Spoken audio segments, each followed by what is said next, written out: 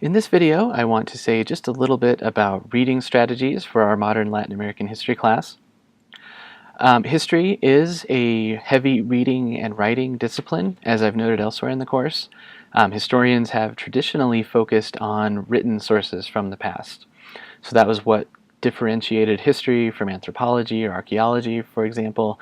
Although now historians are also relying on archaeological types of evidence to tell the earliest histories. They're also thinking about oral histories and things like that. But the bottom line is we're going to be reading a lot for our class. And so I've tried to kind of fine-tune the way that we work through the various assigned readings around the guided questions for each unit. So keep those questions in mind as you complete your reading. For each unit, that means that you'll be reading every 2 weeks. You'll be focusing on the reading directly. You'll be completing your reading tweets. Those are kind of a way of taking notes, but there are other ways of taking notes as well. And below this video, I have given you links to several different websites that talk about different reading strategies. So you'll need to learn to skim and take out the main ideas of the readings that you have. It's going to be virtually impossible to read everything word for word. That's just kind of the way it works in classes such as this one. So keep that in mind, and keep in mind the ways that you'll need to think about how each author has organized his or her work so that you can understand how to best identify main topics, main issues, how you can identify the types of arguments that those authors are making, because that's what history is all about. So I just wanted to show you a couple of things. So first off, of course, this is the main text that we will be focusing on this semester in our course. This one is edited by James Wood and Anna Alexander.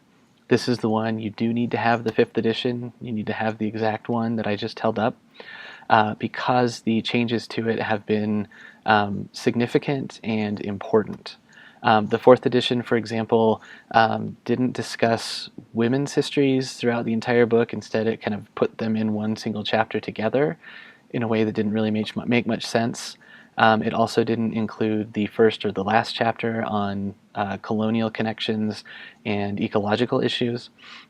So again, you'll need to have this one in particular for our class. As you'll notice as you work through it, the editors, so Wood and Alexander are editors. They didn't write all of the pieces, the selections that we'll be reading in each chapter. What they did is they curated a selection of primary sources and secondary sources that deal with the major themes that they're discussing. So for example, I'm going to open up the book here to chapter 2, which begins on page 27. Chapter 2 is on independence. And so the first couple of pages are written by Wood and Alexander. The first couple of pages provide context and an introduction to the independence era. That's also something you'll be getting from John Chastain's work, Born in Blood and Fire. So his is a secondary textbook. It's a secondary source. It makes reference to historical evidence from primary sources. That's what he uses to build his case. But his book is a secondary source. So you'll be looking to that one for the big picture, for the context, to understand, okay, this is what was going on in the early 1800s that led to independence in Latin America, for example. Wood and Alexander are trying to give you a little bit of the same thing in their introductions. They also give you some questions. So each introduction ends with some questions for analysis. Those might help you to think about how to organize your reading of the documents that follow. It also might help you think about how you can best answer the guiding question for our class. Questions upon questions are how historians work.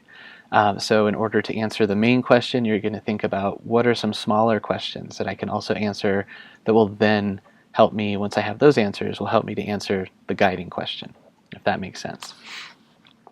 So just looking at this chapter then, to give you some examples, the first document is the Constitution of Cadiz, the Constitution of 1812 from Spain.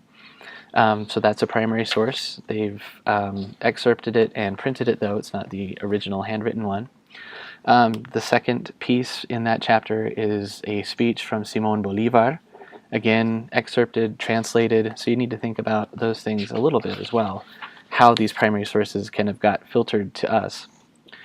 The third section talks about Father Morelos, who was one of the Mexican independence leaders.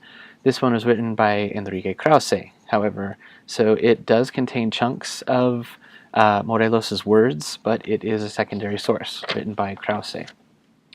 The fourth one is Sarah Chambers, who is an academic historian who wrote about independence era, the women, I should say, women in the independence era, especially in Peru. So you'll need to think about how her section is historian writing from the a modern perspective about the independence age. And then we have Andres Bello, his Ode to Tropical Agriculture, as the fifth.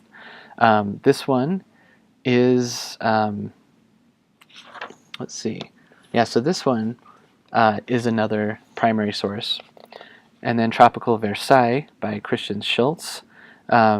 This one is a secondary source. And then let's see what else. So those are the excerpts that you have there. It's the length of kind of a regular chapter in a textbook, but it's presenting you with different snippets of different perspectives on the same era. And so think about how those things act as historical evidence. Use the little introduction paragraphs to each of the individual documents that the editors have written to help you understand those and to take away the main ideas. When you read, you need to think about how you are best able to take notes. For some of us, that means typing out notes. For some of us, that means writing them down in a notebook.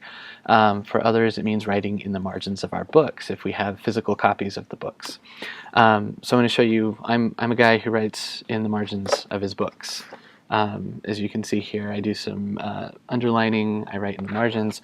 This was a book that I reviewed for a journal called The Latin Americanist. And so I was reading it and trying to take notes in such a way that I could write a book review essay on this particular book.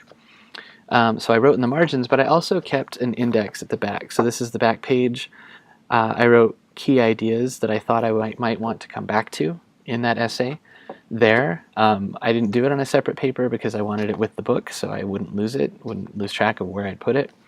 I also tend to take notes in these kinds of, whoops, there they are, these kinds of notebooks as well. This one, it contains not just reading notes, as you'll see here, but also notes on teaching and things that I'm doing. So my point is, these are some things you can do.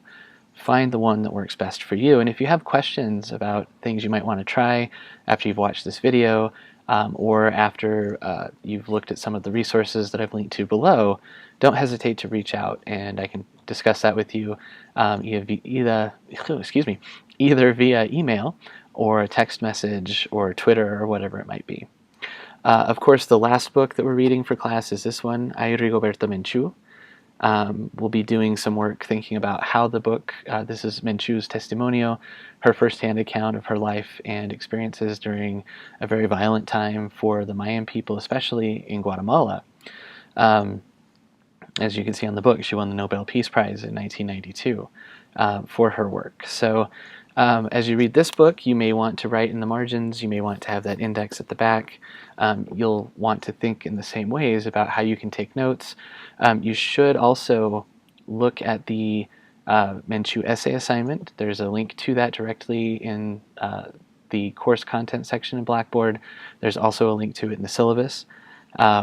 So if you look at the assignment first, then you'll kind of have an idea of what you want to read for, what things you want to look for as you read so that you'll best be able to complete that assignment. All right, so I hope that's helpful. Again, please ask questions whenever you have them. I look forward to reading a lot and talking about all of these things with you over the next few weeks.